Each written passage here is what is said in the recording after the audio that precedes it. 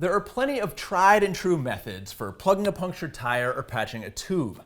But what about airing up the tire after the repair? Which roadside inflation option is best? Let's open up the shop manual and find out.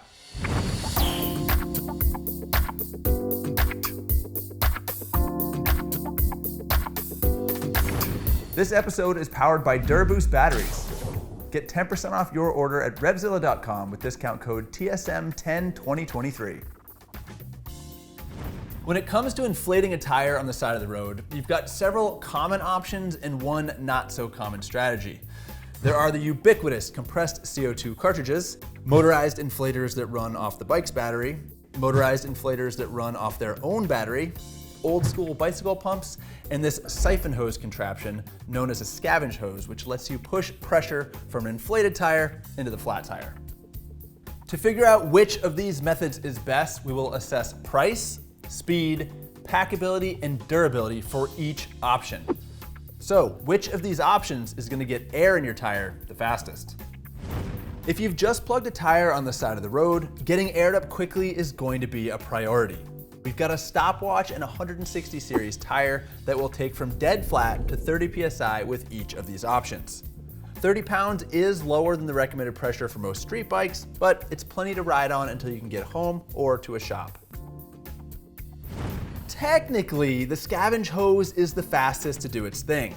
Just connect one end to the flat tire and the other end to an inflated tire, and the pressure equalizes in about a minute and 42 seconds. But the front tire started at 36 psi and was down to about 12 psi after the transfer, while the larger volume rear tire only ended up with 11 pounds. That's not really enough to ride on. You'd need a few donor tires or maybe just one car or truck tire to get to 30 psi. As far as full inflation and self-sufficiency goes, CO2 takes the lead with 4 canisters dispensed in a minute and 57 seconds. Just make sure you wear a glove or use some other insulation on the cartridges because they get frosty cold as they decompress. In a distant third place is the Lexan battery-operated pump, which we programmed to 30 psi and let it do its thing. 5 minutes and 43 seconds later, it shut itself off at the set pressure without even getting warm. Just for fun, we aired up the tire repeatedly to test the Lexan stamina. It inflated the tire 5 times before the battery was finally drained. Hot on the battery-powered inflator's tail is the Dynaplug. It took 5 minutes and 54 seconds to hit 30 psi, during which the inflator tried to deafen us and jumped around like a convulsing marmot. The Dynaplug has a built-in flashlight, and many of this style inflator include a pressure gauge. This one just has a port that you can put your tire gauge on. And no surprise, taking up the rear is the hand pump, which not only fills the tire, but provides a 7-minute and 41-second arm workout that you're sure to appreciate while squatting and sweating on the side of the road. The valve stem end also gets pretty hot from all the compressed air. Your cheapest option is the ever-popular compressed CO2 solution. These canisters cost about $2 a piece for the 16-gram variety, plus a few dollars for the chuck. But once they're empty, they're scrap, which is pretty wasteful. Meanwhile, making your own scavenge hose is going to run you about $17. The 2 female Schrader fittings are $6 a piece on Amazon, and you'll have to add $5 for length of hose if you don't already carry a siphon. In third place is this bicycle pump. Something like this costs about $20 to $25 and will keep doling out pressure as long as your arms are still working. Bike-powered electric inflators run the gamut from $25 on up to $150. This Dynaplug pump is $55 and representative of the products in this group, which tend to be pretty noisy and often get hot while in use, but they are certainly convenient.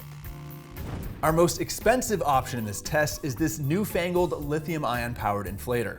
It's programmable and sleek and fairly quiet. The price for this sophistication? A spicy $70. However, it has a built-in flashlight and you can use the 500 milliamp hour battery as a charge block to juice up your phone. That's pretty cool. Your lightest option is the scavenge hose, weighing in at a scant 68 grams. It also folds down into a flexible bundle that's easy to pack. Next up is the bike pump. At 128 grams, this slips easily into a backpack. This is what I carry when weight and reliability take precedence over speed and convenience. The ever-popular CO2 canisters come in third. 4 of them in the chuck add up to 227 grams. This setup is compact and modular, so definitely easy to fit under your seat or certainly in a backpack, tank bag, or saddlebag. This Dynaplug pump weighs 298 grams. It's a sizable package to fit in your luggage, but since they offer endless repeatability, 12-volt inflators are a popular option for road trips. The Lexan battery-powered pump is the heaviest one here at a whopping 533 grams. The rectangular shape is conducive to fitting into a backpack or saddlebag, but it requires more real estate and has the biggest weight penalty. Still, its convenience and function are hard to beat. If you're going to be carrying one of these around on your bike for months or years and thousands of miles, it's going to get jostled quite a bit. For that reason, you want your inflation method to be durable. So as a proxy to life on the road, we purchased a used dryer, and we're going to chuck everything in for a 30-minute tumble.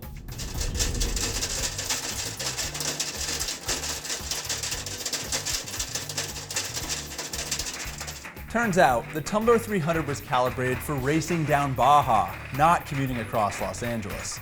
So after a few minutes, we turned it off to check for damage. Oh my goodness. As expected, the scavenge hose and bicycle pump were intact and operational. If reliability is a priority for you, these simple inflation solutions are the way to go.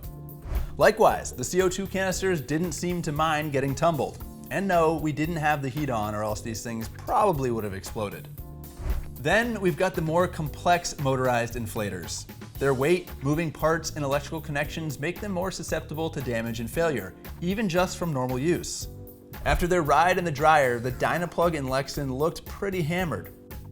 But surprisingly, they still both worked fine. So that's 5 ways to inflate your tire after a roadside repair. To recap, CO2 is quick, convenient, light, and pretty affordable, but admittedly kind of wasteful. 12-volt compressors offer lots of air, but they are loud and require a connection to your bike's battery. Meanwhile, battery-operated inflators like the Lexan here may be expensive and look like a giant vape box, but they are undeniably convenient and capable. I could even see one of these replacing an actual compressor if all you needed to do was occasionally fill up your tires. Or if you'd rather trade convenience for reliability, low cost, and low weight, a bicycle pump is always a great option.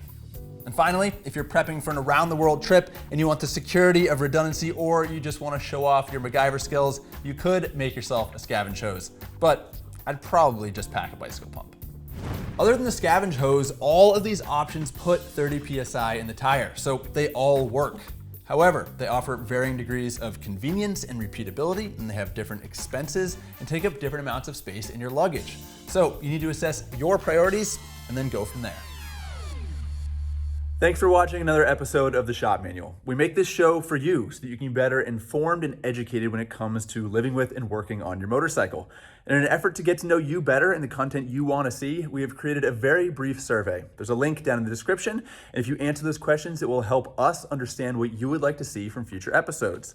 Also, keep in mind that this show is produced using funds when folks like you make a purchase from RevZilla. So if you buy your tires, or your chain, or your apparel through RevZilla, you will be supporting the show. Thanks.